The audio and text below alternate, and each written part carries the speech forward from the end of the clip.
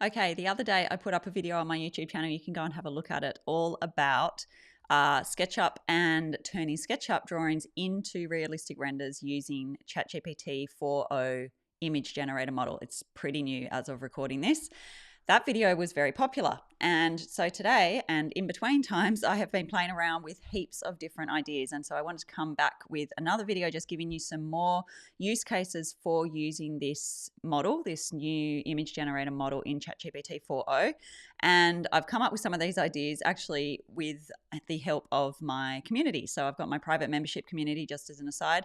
This is one of the great things about a community. So I obviously know a bit about what I'm doing with AI and that sort of thing. But as you can see from the community discussion around this topic, and this is just one of the many threads we have going, the community have also been playing around with the new model and they are sharing their prompts, they're sharing their ideas. There's like so much going on in there.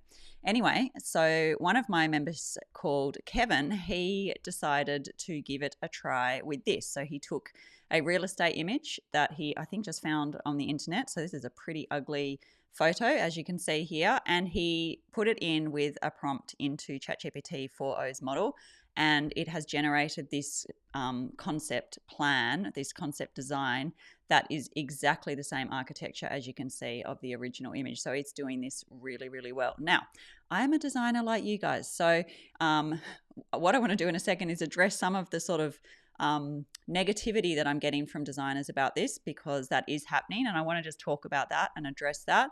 But then I also want to give you the prompts and some ideas and some different ways that you can be maybe thinking about how you could use this in your workflow in your interior design business, because instead of just poo-pooing this and saying this is a terrible design and there's so many things wrong with it, which of course there are, because this is the first iteration of this ability to be able to do this. Of course there's issues with it.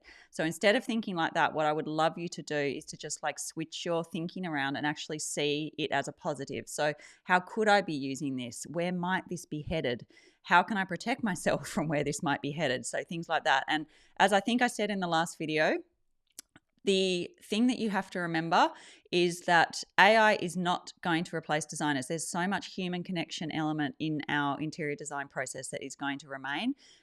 Clients and the right kinds of clients, and particularly high-end type clients, are still going to want designers. They still want that human touch with someone. They don't want an AI bot just doing this for them. So there is still a lot of opportunity for designers. However, if you are letting AI just take over and you are not staying up to date with what is going on, you will be overtaken by designers who do stay up to date with it and who do start to use it, because it will just become really obvious to clients that you aren't in touch with what's going on and that you aren't using the latest technology. So my attempt with these videos is not to scare you, not to make you think that like this is about to take over your design world, because obviously this image is not going to do that. This is not a flawless design image, and it is not a flawless representation of a of this room. It's not to the right scale, all those sorts of things that we talked about in the last video.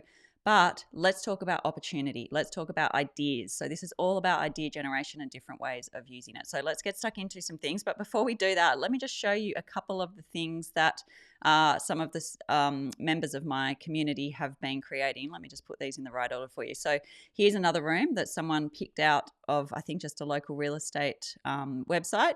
And here is the render that they were able to get from ChatGPT 4.0. So again, yes, it's not flawless. Like look over here, and especially to the trained eye, like you guys and I do, because we're designers, we have a trained eye. We can see exactly what's wrong with this picture.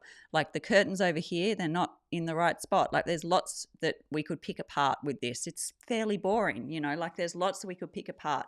However, if you just think that the designer who put this in just to play around with ChatGPT, she just put this image in and this is what it spat out with a few prompts. So it's pretty clever in my opinion. How about this one? So this is just a mood board that a designer in my community put in, and this is what she got. So let's have a look at what it's picked up. Here's the cushion. Have a look at these table lamps. Have a look at the artwork. We have the exact cushion, the exact table lamps, the exact artwork. Let's have a look at these side tables. They're pretty good, but have a look here. It's sort of like done a weird thing there, whereas designers would be like, you'd never put the side table and then a credenza right next to each other. Like we wouldn't do that. So it's still got mistakes, but I think that's pretty good for like a one prompt thing. Let's have a look at this one. This one was just another image, real estate image in a retro kind of house, and this is what it produced with one prompt. Here's another one.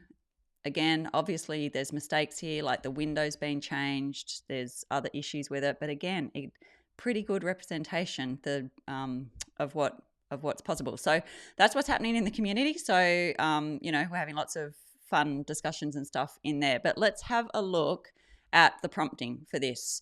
And then after I do that, what I want to do is just go through a checklist that I've made over here. So we'll just go through this, and I just want to give you some ideas for how you can use this new model, the ChatGPT 4.0 model, just to start getting your creative juices going on how this might be something that is helpful for you.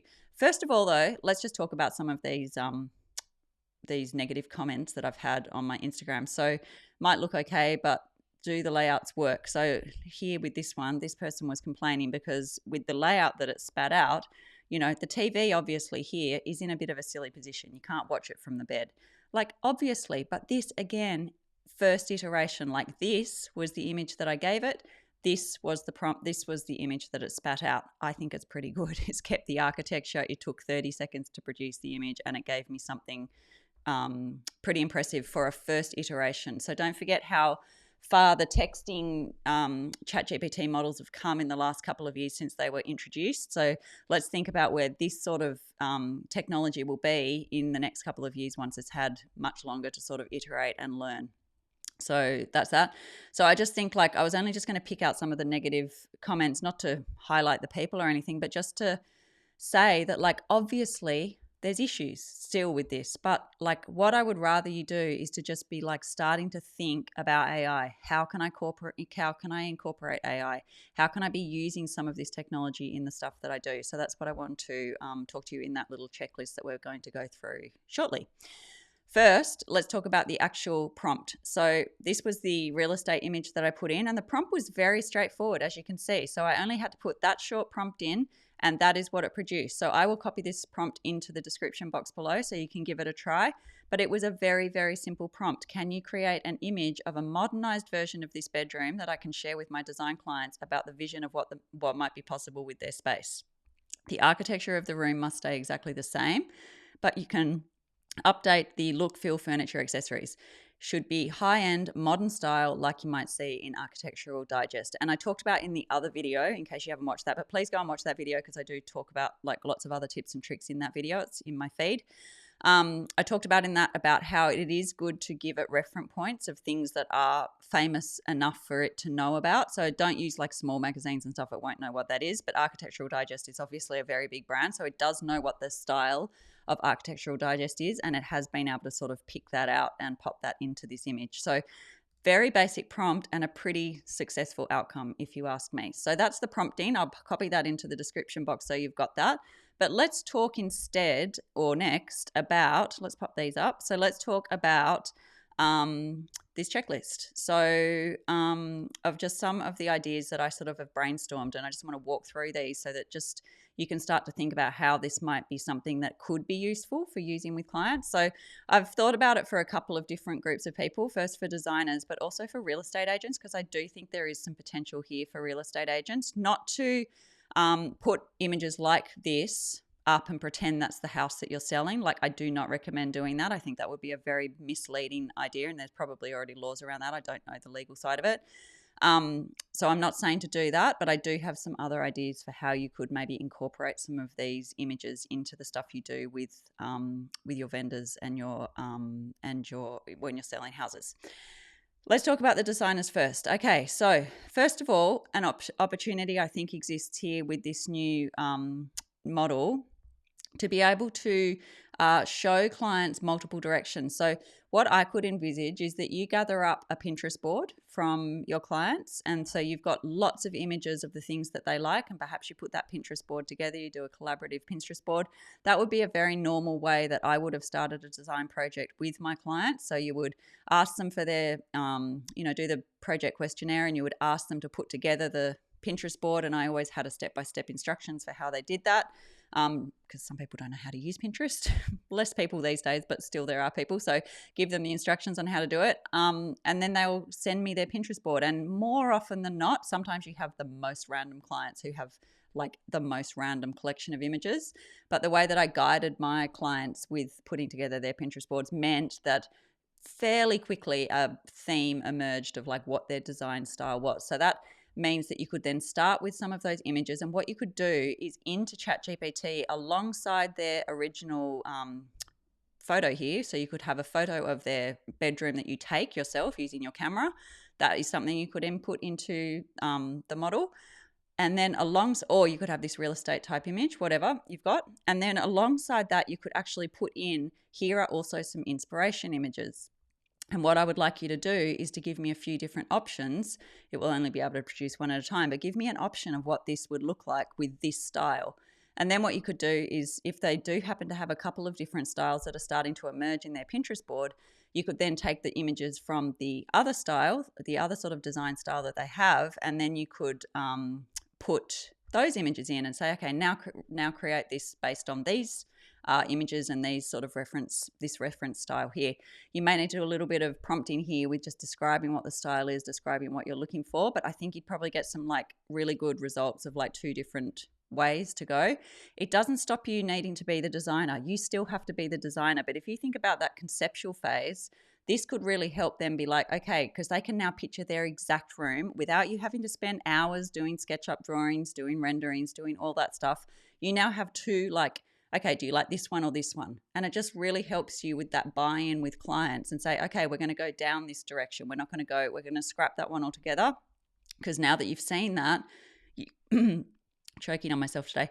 Now that you've seen that, you can see clearly that that's not the direction you want to go. So we'll throw that one out, and this is the one that we will go.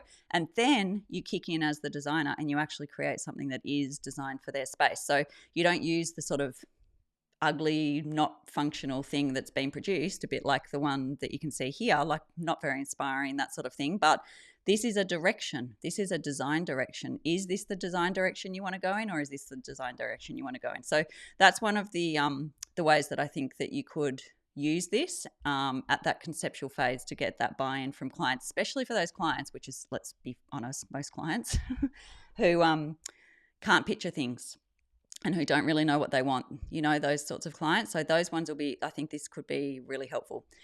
Okay, the other thing you could do is to use this at the initial design consultation phase. It says concept, but I mean consult phase, to help clients see what's possible with their space. So I think you could really, so if you think about the initial design consultation as like a paid sales meeting, and I'm going to create more content about that so that I sort of teach you my thinking about that, because your initial design consultation really should be a sales meeting. It's not a design chit chat, unlike what lots of designers think. So that's probably why you're not converting clients. Anyway, that's a whole other conversation. But if you think about your initial design consultation as a paid sales meeting, you could start to do what I was just explaining, but you could do it in advance of that meeting. And so then what you could do is have these images uploaded onto your iPad. You could have done that pre-work. It would take you a couple of minutes. So you get them to give you a Pinterest board in advance, just do a bit of a Q&A with them in advance of that design consult as part of your preparation, and then turn up with those options and say, look, here's what I grabbed the images of your house from the internet, and here's what I sort of just used AI. Don't pretend you did it yourself. Like, be really transparent. It's like, I just mocked this up in AI because I just wanted to show you, like, based on the things that you've sent me in your Pinterest board, like, these are the sorts of directions we could go in. I guarantee you that your clients would be wowed by that, because they won't know that this is possible, most of them. They won't know that you're able to do this sort of thing. Again, as part of your pitch to them, it's like, this is all you'd be able to do yourself in AI. So all I've done is that step for you. Like, my step now is to actually design the space for you. So what you can then do is show your expertise, because you can walk through what the design things, like, I just wanted to show you this is like conceptual, but when we look at these images, like, I can just show you that, like, this is not a functional layout. You obviously wouldn't be able to see the TV from the bed here, and this is all a bit too cramped and close, so we wouldn't do this sort of thing. But I just wanted to sort of get your excitement growing about what's possible with your house. And because, obviously you only see your house in its sort of unrenovated version that you've got now. And this is sort of like where we could head if we were to work together. So you can see how this could really enhance your sales pitch to your clients. And most designers will not be doing this sort of thing. So you will really stand out from the crowd if you come into a design consultation and you start to present in that way, I guarantee you.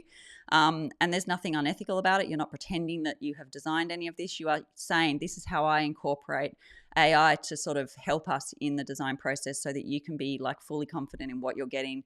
And also it's just going to help you so much because you will get the buy-in. They have seen the vision of where you want to head, and then you can head there, but do it in the way that's actually well designed, functionally is going to work, all of those sorts of things that you have the expertise in. So hopefully I'm trying to sort of like explain to you where the possibility is for all this stuff. Like rather than you be like, oh, it doesn't have, it's all wrong and it's horrible design and all the things like some of the people in here were saying. Yes, I know that. Like this is a very uninspiring living room. I know that, but it's a design direction and conceptually, like I think it does give you some ideas, and also we're very early and it is something that you're going to want to be on top of. Okay, but I also don't care if you don't use AI. Like do you, and I don't care. But the thing is, I'm just trying to give you ideas and I'm trying to help you understand that you have to stay ahead if you want to continue to be a profitable business as we move into this very rapidly changing world with AI. Okay, next point here, speed up client approvals by making conceptual ideas feel real. So again, we've sort of covered this in what I've already talked about, but this is really about just getting that buy-in, because sometimes it's just a matter of clients just don't understand your vision. They don't understand what you're talking about. And so a picture tells 1,000 words, especially for people who aren't very visual, which is a lot of clients. And so just being able to have that sort of conceptual thing actually, because I mean, at the moment, think about what our process is as designers. What we do as part of that conceptual phase is we use things like Pinterest boards. We use things like clippings from magazines or images we find online, and we piece that together in a conceptual mood board.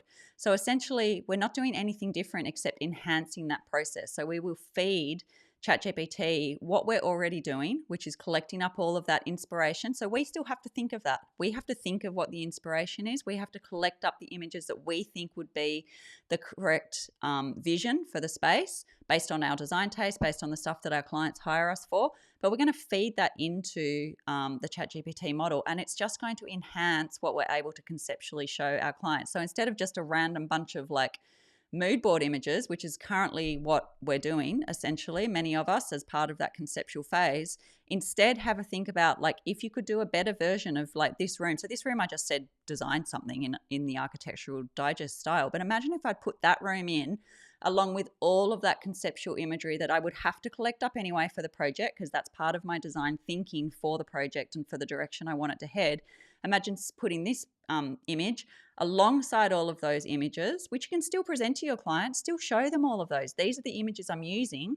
This is what I've used as like my thinking and my basis of the redesign for your space. But here, and I'm just using this one as an example, but you could have a much better version of this. Here is the direction that we could head. So do you like that direction or don't you like that direction? Because this is going to help your client buy in if you think about it, because they can now not just see your random images of someone else's living room, they can see their living room. This is their living room, and they can see your design ideas in their living room. And they can also like very practically say, oh, I like really don't like that sofa. Okay, that's actually a helpful piece of information. Like, I don't like that sofa either, but like, I really would prefer it if the sofa's facing the other way or whatever, like it does actually have something that's much more tangible for them to start to give you some feedback on. So these are the sorts of ideas that I think when I think about how this could be brought into your design process.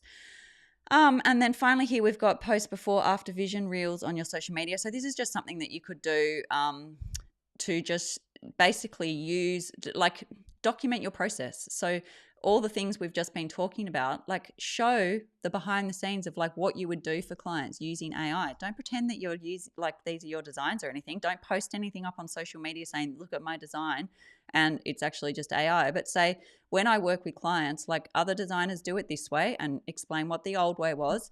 I leverage the use of AI, and these are some of the things that we're able to do. And look, I can put in your house and I can show you in your own home like the direction that we can head in, and we can do that way before we sign any contract and do anything. So this goes back to your like paid sales meeting and like really trying to get that client buy-in early. So that's just a few ways that I've been thinking that designers could specifically put it into their workflow. Now, I'm just going to talk a bit about real estate agents because it's the natural place where my brain went. If you're not a real estate agent, I would still suggest you stick around because I think you'll probably still get different ideas from doing this. So again, don't do anything like put these rendered images up as real estate images, because I don't think that's an ethical thing to be doing, and it's definitely not what I'm suggesting that you do here.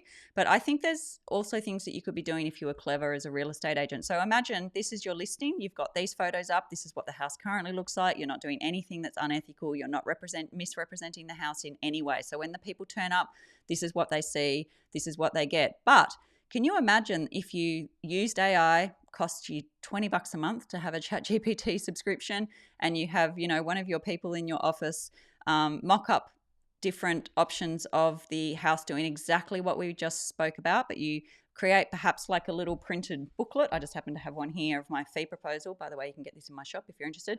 But, you print up a little booklet and you can have that on the dining table, wherever you put your contract. You know how the real estate agents just lay out a whole bunch of stuff at the open homes. Like I could envisage you could create something where you can say, this is what this house could look like. Like here's some imagery we created with AI. Don't be shady, don't be unethical. We just mocked these up in AI just to give you a sense, give you a taste of what this house could be like if you spent some money on it and brought it back to life. So I just think that would be amazing for buyer selling, and just again for the buyers, of which there are many, many, many who do not have vision for houses. So I can particularly see that being really helpful for like very derelict houses. This one's not super derelict, but like imagine if you've got a booklet full of like you've got all your actual photos that you're using for the marketing. Enter those photos, use them in ChatGPT, create different mock-ups, use Pinterest, use ideas to create a little booklet of mock-ups and say like this, this one is a bit more derelict. It's like this ugly house that you're standing in here, like this is what you could turn it into. Like this is what's possible with it. So I think that really helps with creating, it can be like buying a house is all about that emotional connection, and it can be really hard to give a buyer an emotional connection to a house like this. People really have to have a lot of vision to be able to see what's possible with it. So this, I think, helps with that step. Even if you were to style that, imagine if you styled it, you've still got the ugly wallpaper, all of that sort of stuff, like you're just not going to get that connection, but this could. So you can have like a beautifully printed booklet. It wouldn't cost you very much money to do that. And that would be something that you could just have available to help bring buyers on that journey of what's possible with the house. So that's one of the ideas. I also thought that for the sellers, you could also use this because sometimes this is probably too far gone, but like sometimes a house just needs a bit of a facelift. Like let's pull these curtains down, let's paint all the walls. Let's put some styling in. Let's put some styled furniture in. And it can be really hard. They're like, oh, I don't want to pay for the styling, for the furniture. Oh, I don't want to spend the money on painting the walls. Like, can't we just sell it? And then you can show them something like this. It's like, all this has is new curtains and some paint, and this is what it could look like. So, and we've put some styling furniture in it. Like, this is the difference. Like, would you prefer to buy this house or would you prefer to buy this house? You're going to then be able to tell them that, like, it's going to be easier to sell their house. It's going to be easier to get more money for it and all of that sort of thing. So I thought that could be another way that real estate agents could be using it. And then, it's just basically another layering of your storytelling in your listings and in your pictures. So again, you could probably find older like for most listings, you've got images from the last time it was sold. So if you wanted to try and, pitch it in a way where you bring this to your pitching meetings and things like that, it's just a layer of storytelling that you could do. So those are some ideas that I had for real estate agents. So I'm an ideas person, so I just have sort of been thinking of different ways that we could use this in sort of a couple of different related industries, but obviously design's the one that I'm in. I just wanted to address some of this negativity because I just don't want you guys to be negative about this stuff. Like, I don't want you to be worried. Like, I know a lot of the negativity comes from like, I refuse to get involved with AI because, if I think there's sort of like a bit of a fear that like if I do embrace this, then I'm accepting that like AI is going to take over my design career. It's not, for the reasons that I just told you. Like, this is not a well-designed room from many perspectives, and like some clients would be happy with this, but like many clients would not be happy with this. So you still have the need to put your design impact in, but I think that there's definitely a lot of opportunity that this new ChatGPT 4.0 model gives us. So that's gives us is what I should say. So that's basically everything that I wanted to say in this video. So I hope that again gives you some new ideas. People gave me some great feedback last time about some of the ideas that they got from the last video. I'm very happy to keep doing series like this if you are finding these useful. So please let me know in the comments below. I'm reading all the comments and trying to answer them all as well. So please let me know if you want me to do other videos, give other tips, and I'm more than happy to do that. So hopefully you've picked up a few more tips here today. I'll post that caption down below so you can give it a try and let me know how you go. Otherwise, I will chat to you in the next video. Bye for now.